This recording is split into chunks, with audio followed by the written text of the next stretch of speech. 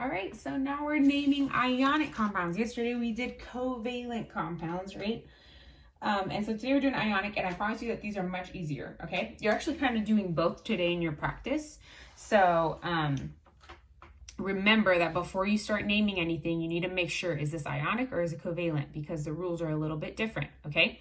So ionic compounds consist of a metal and a non-metal. Just a reminder there, nothing new, right?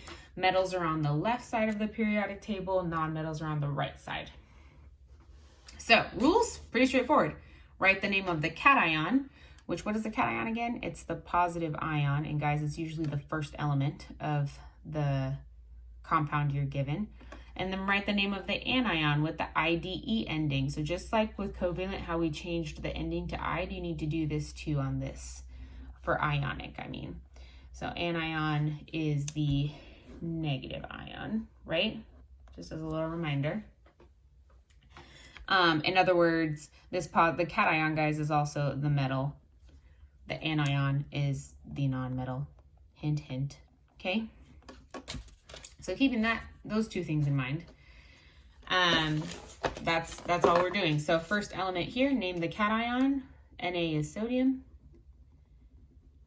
Okay, then name the anion, chlorine.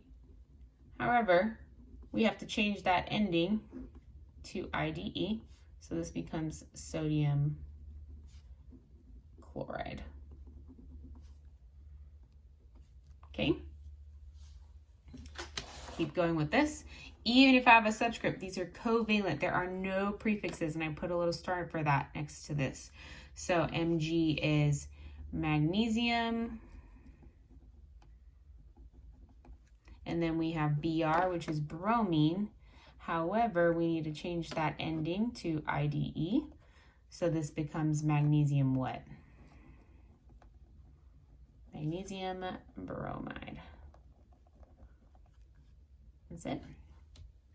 And then lastly, K is potassium. Just use your periodic table.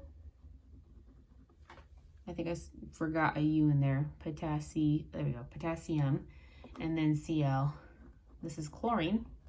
However, we change that ending to IDE. So this becomes potassium chloride. All right.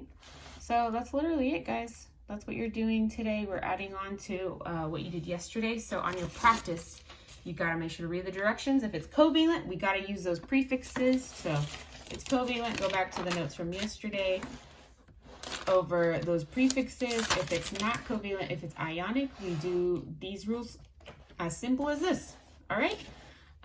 Submit your practice on Canvas when you're done. All right. Thanks.